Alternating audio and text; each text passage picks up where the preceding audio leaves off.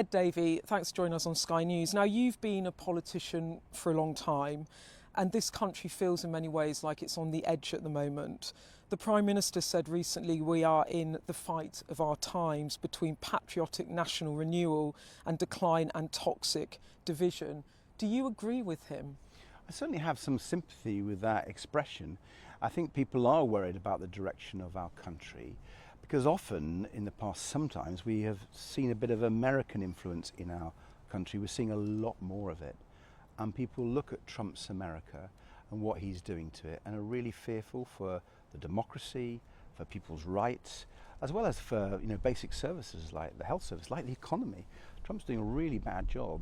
But unfortunately, in our country, we're seeing politicians who want to mimic that. Particularly people like Nigel Farage. You think Nigel Farage is mimicking Donald Trump? Well, I think he wants to.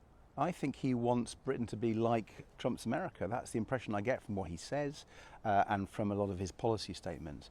I mean, obviously he can speak for himself, but I think people who observed Nigel Farage and reform and then compared and contrast that with Donald Trump, given that they're big friends, we're told, by Nigel Farage, there does seem to be a lot of that Trumpian part of what Nigel Farage is saying. Do you identify more with Keir Starmer or Nigel Farage?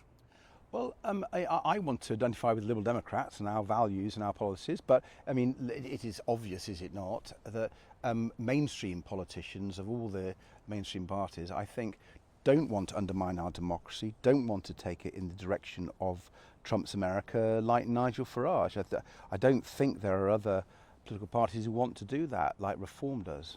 OK, so just to lay this on the line, Nigel Farage, Reformer, ahead of all of you in the polling. Indeed, yeah. Would you ever do a deal with Nigel Farage? That is not going to happen. The truth is, with the Reform Party, they represent values which were the complete polar opposite.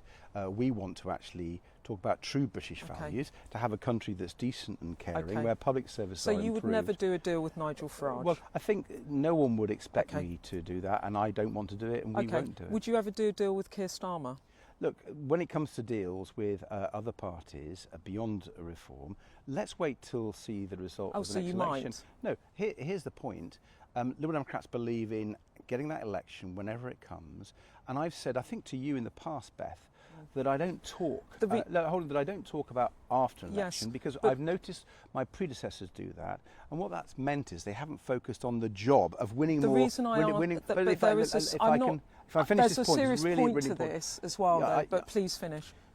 Because my job is to get as much support for Liberal Democrat values, and if we do that, we can be in government. The reason I'm asking you this, and this is why it's not a parlour game, I'm not trying to pin you, I'm asking you this because it seems pretty clear to me that what you're saying is that you feel as a political leader you have a moral responsibility to try to keep reform out of power, and in that context I'm asking you about whether or not, as a mainstream politician as you put it, as part of a group of progressive parties if you like, whether you would, if necessary, do deals with other progressive parties to keep Nigel Farage out of power. That's what I want to know. Yeah. And I think maybe viewers would like to know. Yeah, well, let me tell you and the viewers what we are about.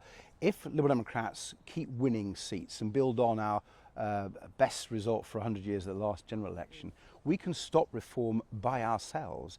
We can deprive them of the seats that they would need to form a majority, and then their arithmetic of them getting to power falls to pieces. We can do that by ourselves. If we win the right seats, it stops them getting a majority, and I am determined to target our resources to stop them winning the seats that will put them into power. And that's because in our elections it's seat by seat.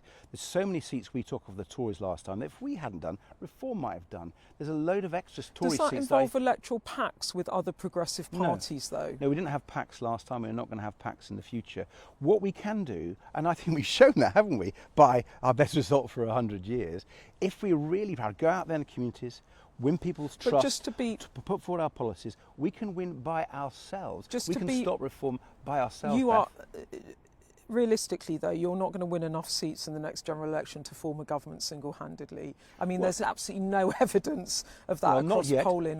Just to be clear, just to be really clear before we can move on, you are saying absolutely no way would you ever do anything to facilitate any sort of Nigel Farage as Prime Minister, but you would not rule out at this moment in time, if necessary, doing some sort of arrangement with other progressive parties in order to stop a reform government coming into power, because that seems to me, you think that's the common enemy here. What I that's have what said. you said. No, that's what you're saying, Beth. What I'm saying is... So you are ruling out a deal with Labour? What I am saying is very clear. I think your viewers can see it. That if we win the seats that I think we can win, that stops reform winning, because they're going to need to win some of those seats off the Tories, which I think we can win. Seats off Labour, which I think we can win. So I'm really confident that by ourselves, if we are successful, we can win. Of course, I want to be in government. Is there not a need for a progressive alliance in this country? If you think that reform and Nigel Farage is as dangerous as you seem to think they are, arguing that they're bringing this Trump-type populism to the UK that you think is very damaging, is there a need for a progressive alliance in this country to fight against that right-wing populism that you're talking about? Well, I think there are many people from different perspectives, and including some former Conservatives, who are One Nation Conservatives, Liberal Conservatives, who can't believe that their own party is chasing reform. I think they're going to be part of the group, of our victory. And here's the thing, not only can we, I think, defeat reform in those seats where they would need to win to form a government, but I think, we want to be in government. Will it be really clear? Yes. I'm a candidate to be Prime Minister if that opportunity arises. We're going to fight hard. Let's move on. I mean, what I have heard there is that you explicitly ruled out any sort of deal ever with Nigel Farage, and you haven't with other leaders. Let's move on. Do you respect the rule of law? Yes, I do. Okay, the reason I ask that is that you called Elon Musk on Sky News a criminal yesterday. You might not like what he said, you might not like what he's doing to X, but isn't it irresponsible for a leader to call someone a criminal when there's no charges, no investigation? You're making libelous remarks about another public figure. Would you like to retract that comment? No, and I'll tell you why. He has clearly broken the law, he and X. Before he took over Twitter and renamed it X... So you're happy to call him a criminal? Well, yeah, let me go through the argument. It's really important that your viewers hear the full argument. It's a really important matter.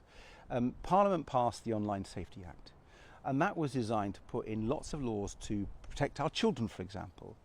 And there's evidence, people can go and find it for themselves, of X allowing adverts of videos of child sexual abuse, of grooming, of self-harm, which clearly breaks those rules. There's no question about that. Now, of course, one way, let me reach out to you on this, is for Ofcom and the authorities to prosecute the cases, and ultimately for the courts to make that decision. I'm not prejudging the courts. I do believe in the rule of law. But you did prejudge the court, because you called him a criminal and he hasn't faced any charges. I mean, you're a political leader. I mean, language matters, doesn't it? Words matter. Well, they do, and we've got to be really tough on this man. This is a man who said his words, okay, civil war... Are you worried he's going to sue you? Well, if he does, he sues me. Let's see how he fares, because I don't think he'll win. Your chief exec has been meeting the lawyers about this, hasn't he? The chief executive of the Liberal Democrats has been meeting the lawyers about this. Yeah, we're not worried about it. You're not worried Not at all. You're not worried about a case Not from at Elon all. Musk for calling him a criminal? Not at all. Okay. Let's just quickly move on. I've run out of time. Just on leadership, how are the Lib Dems evolving for serious times? Because More in Common polling found that more than 60% of voters thought your stunts during the general election are not appropriate now when the nation faces so many challenges. Do you hear that you need to be perhaps a bit more serious, that it's not a joke? Well, I don't think politics is a joke. And when I did those stunts in the election, I said, you don't have to take yourself seriously, you take the voters' concerns seriously. And what happened was the cameras came there and they interviewed me and allowed me to give my serious points. And in previous elections, we haven't been able to do that. And when I was able to give the serious points on behalf of Liberal Democrats, we got our best result for 100 years. So, I also think, by the way, Beth, and I still think we've got some really serious policies to change our country for good according to British values. I also think it's quite good to have a smile on your face, because at the moment, politics is grim, it's divisive, and we need to make sure we're talking to people's emotions. But there are reports that your MPs have told you to drop, quote, excuse the swearing, bullshit stunts and raise your game. Are you worried you're not cutting through, and that if you don't change the tact of leadership, you could come under threat as leader? Do you accept this? That actually, no. I don't. I'll tell you why. I tell you why I don't. First of all, the huge number of MPs who want to be parts of my stunts, that suggests that they want to be part of it. And secondly, we had a discussion at conference, and almost every person said, yeah, keep going, because it's working. And it's working because it shows people who we are. You know, we're not just stuffy old politicians, we're ordinary people like them. And, you know, during the general election, you were kind enough to interview my wife Emily and I, and we talked about our son Emily's MS, my life as a carer, and what we noticed is that people were actually quite pleasantly surprised that we're ordinary people wanting to represent them, who understand what they're going through, and that's what a bit of humour, a bit of understanding of real life is all about. I think we need more of that in our politics. So you're going to lead the Lib Dems into the next general election? Okay, Ed Davey, thank you very much. Thank you very much. Thank you.